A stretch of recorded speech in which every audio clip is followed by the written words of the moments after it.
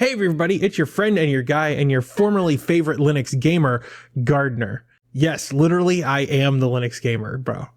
He's not my brother, I am him.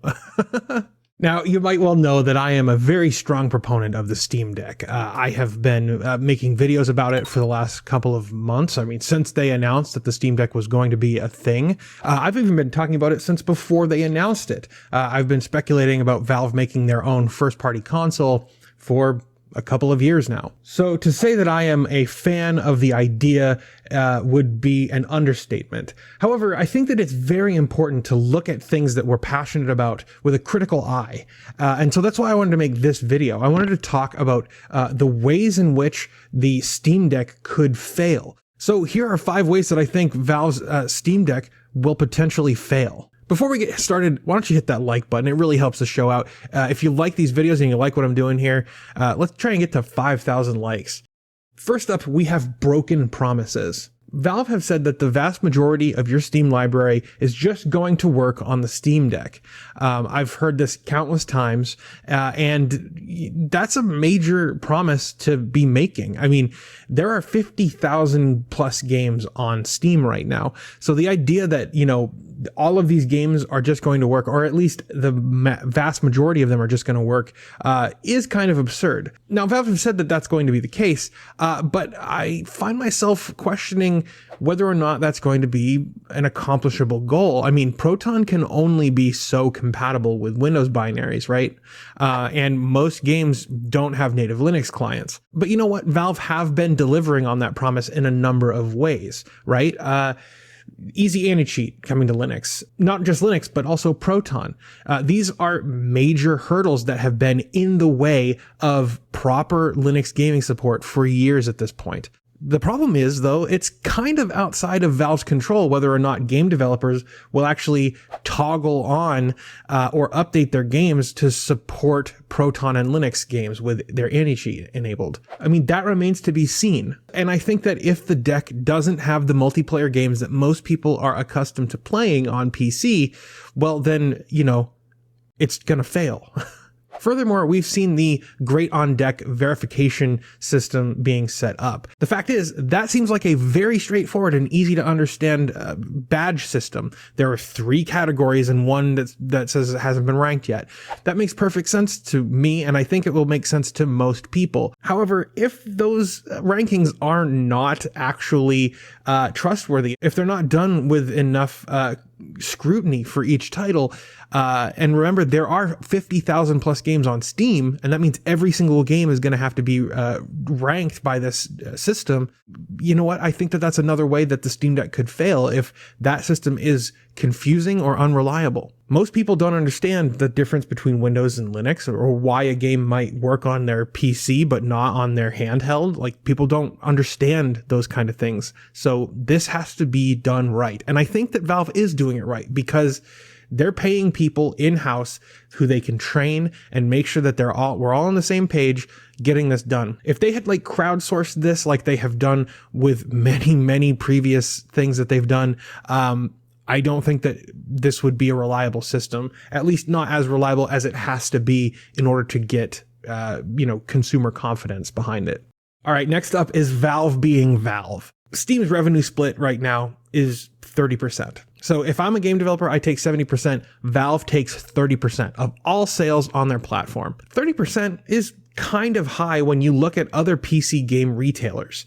It's something like Epic Games Store takes 14%. And that's one of the ways that other game storefronts on the PC have been competing with Valve, with Steam. There was a big hubbub when Epic Games Store announced the revenue split, and they were trying to take on Valve. They were saying Valve's revenue split is too high.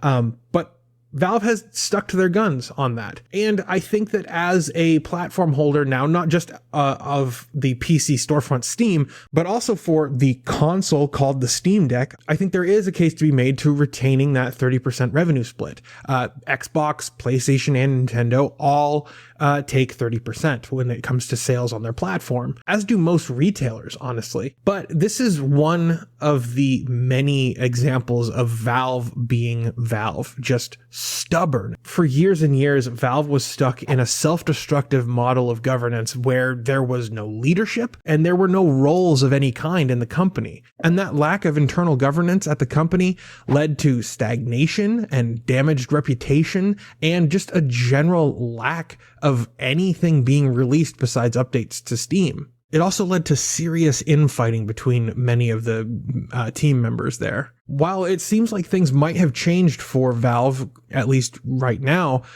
if they were to regress back to the days of Steam Greenlight or the post-Portal 2 Valve that we all grew to resent, that would be an immediate death knell for the Steam Deck, in my opinion. All right, next up, we have the longevity of the hardware. If the deck is going to be a successful hardware platform, it needs to have support for a long time to come. Now, Valve have been pretty good about the hardware support. You know, I have a Valve Index. I've had it for a couple years and it gets constant updates. And the Steam controller was also updated for a very long time.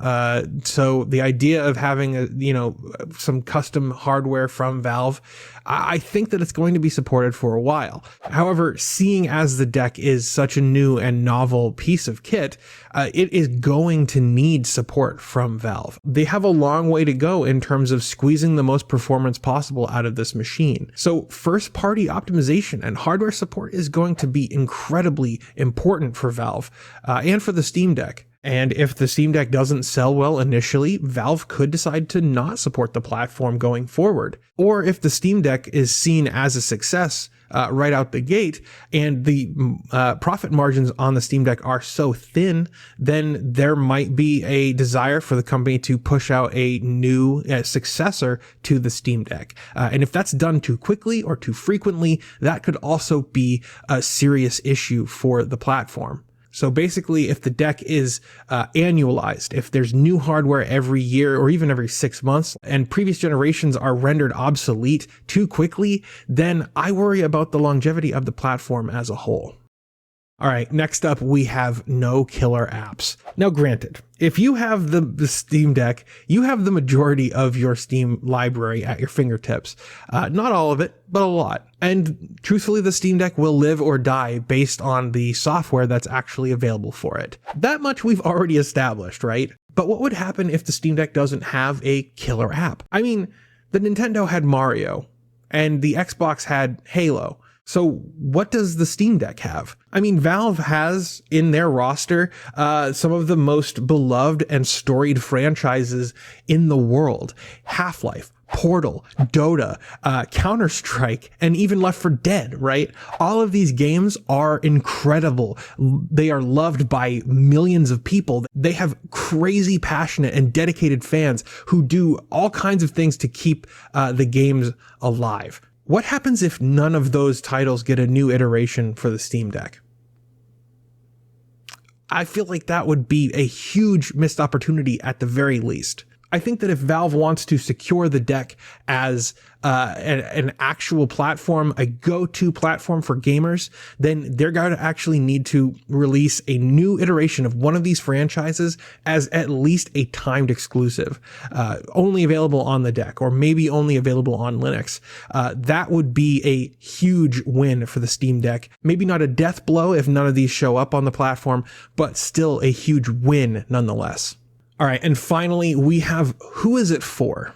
Now, this is something that I have been struggling with for a while. I have thought about this and wondered to myself, who the hell is the Steam Deck for? Is it for Nintendo Switch OLED refugees who were waiting for the Switch Pro?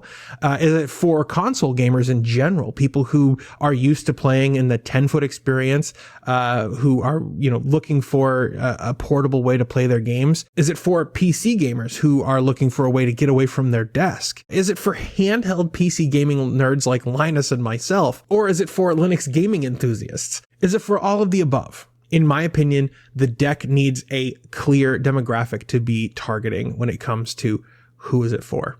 Does Valve know who they're building this for? Are they targeting console gamers? Are they targeting PC gamers? Does Valve understand who's going to be buying this thing? Will they be able to deliver a first-class console-like experience on the Steam Deck so that they can facilitate console gamers to migrate over and become PC gamers? Will they be able to satiate the fickle whims of the PC gaming enthusiasts who want all of the customization and all of their games available to work flawlessly 100% with no compromises? Somewhere in the middle. I think the biggest threat to the Steam Deck's success is Valve not knowing who it's for. And you know what? I don't have that answer either. So I'm hoping that at least, at the beginning, at the outset, Valve knows who they're trying to target with this. Maybe it starts out with the handheld PC gaming enthusiasts, and then they start going after the console gamers. Maybe they start by selling the Steam Deck on Steam, and then they start putting it in retail, like at GameStop or at Walmart, somewhere where, a parent or a grandparent can buy it for a loved one. That is when, we'll start to see the Steam Deck pick up steam. No pun intended. That was totally unintentional. So I guess the question is, who is it for? Hopefully Valve knows. I don't know. But I would like to know what you think. Let me know down in the comments. I'd really love to hear what you guys have to say about this. That's going to do it for this video, though. Thank you very much for watching. If you believe in the work that I do and you want to help support the show, you can head over to Patreon, or you can head down in the description and click the link to become a YouTube member. But like I said, that's it for now. Thank you for watching. I'll see you guys in the next one. Have a blessed day.